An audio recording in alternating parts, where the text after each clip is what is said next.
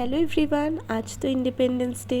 দেশটা আজকে যাদের জন্য স্বাধীন হয়েছিল তাদেরকে যেন সবসময় মনে রেখে শ্রদ্ধা জ্ঞাপন করতে পারি, এইভাবেই দিনটা শুরু করা। গিয়েছিলাম ওই বাড়িতে, দাদু বললো আয় লেবু দেখে যা। কি সুন্দর হয়েছে। অনেক আছে, অনেক অনেক আছে। এই সাইড দিয়ে করতে হবে। কত লেবু হয়েছে, কি ভাল লাগছে উমা। এই যে হ্যাঁ, কি সুন্দর গন্ধরাজ, হ্যাঁ, গন্ধরাজ। কি ভালো লাগছে। ভেতরের দিকেও কতগুলো হয়েছে। হ্যাঁ, এইটা খুব বড় হয়েছে। এইটা হচ্ছে বড়। হ্যাঁ, সুন্দর। এই গাছটাতে তো কত ছুটি ছুটি কুটি কুটি কুটি লেবু হয়েছে। চুরি হয়ে গেছে, চুরি ওই পাশ দিয়ে চুরি হয়ে গেছে। খুলনাতে আছে, নিয়ে চলে যায়। ও, এই দিকটা আর এই যে এখানে ড্রাগনটা হচ্ছে, তো ওই যে একটা একটা দুটো তিন পাঁচটা আছে না, তিনটা। তো এখন তো বর্ষাকাল চলছে, আর এই বর্ষাকালে একবার রোদ একবার বৃষ্টি। মা এখানে একবার করে জামা কাপড় মেলছে আর তুলছে, আমরা তো এই নিয়ে হাসাহাসি করছিলাম। তারপর মাকে বললাম, তুমি এই কাজকর্ম ফেলে বারবার করে দৌড়িও না, কাজ করে নাও, তারপরে ঠিক মেলতে পারবা।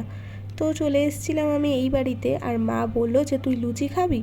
আমি বললাম না মা, তোমার এই পুরো আটা দিয়ে কখনোই লুচি হতে পারে না, এটাকে পুরি বলা যায়। দাও আমি তোমাকে বেলে দিই, তুমি আমাকে ভেজে দাও।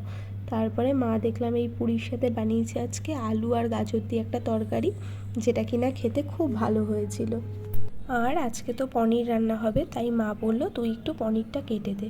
তাই সেটা করতেই আমি বসে পড়েছিলাম। মা এখানে বসিয়েছিল পুঁই শাক। পুঁই শাকটা কিছুটা সেদ্ধ হয়ে যাওয়ার পর মা লবণ হলুদ দিয়ে দিয়েছিল।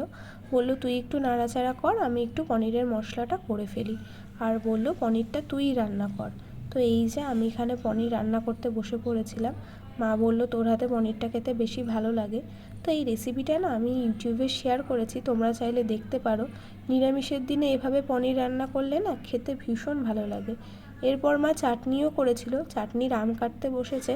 তখন বললাম আমাকে এক টুকরো আম দাও, আমি একটু খাই, এইসব টক জিনিস খেতে তো আমার দারুণ লাগে। তারপর ও চলে এসেছিলো, তো মা আমাকে আর ওকে এখানে শরবত বানিয়ে দিয়েছে, সেটাই খেয়ে নিয়ে কিছু সময় পরে লাঞ্চ করতেও বসে গিয়েছিলাম। লাঞ্চে এই যে পুঁই শাকটা মাঝে রান্না করেছিল, এছাড়াও ছিল লেবু, পেঁয়াজ, টক ডাল, পটল ভাজা, আলু পনির। আর যেহেতু আলু পনির মা করেছিল, তাই ওকে মা একটা পরে ডিমও ভেজে দিয়েছে। আর শেষ পাতে চাটনি ছিল। রান্নাবান্নাগুলো তো আজকে খুব ভালো হয়েছে। আর আমি শেষের দিকে একটুখানি আলুর চিপসও নিয়েছিলাম খাওয়ার জন্য। এসব জিনিস খেতে তো ভালোই লাগে। আর এই যে আলু পনিরটা খেতে খুব ভালো হয়েছে। আর আগের দিন যে ভিডিওটা তোমাদের শেয়ার করলাম, কাঁচরাপাড়ায় গিয়েছি, তো ও তো আমাদের সাথে যায়নি, তাই বোনকে বললাম কলেজ থেকে ফেরার সময় তুই একটুখানি দহি বড়া নিয়ে আয়, আমরা সবাই মিলে আজকে আবার খাবো। তো বিকেলবেলা এখানে আমি দহি বড়াটা করে নিচ্ছিলাম আর সবাই মিলে খেয়ে নিয়েছি। খুব ভালো ছিল খেতে। এরপর চলে এসেছিলাম বাড়িতে। সবাই খুব ভালো থেকো, টাটা।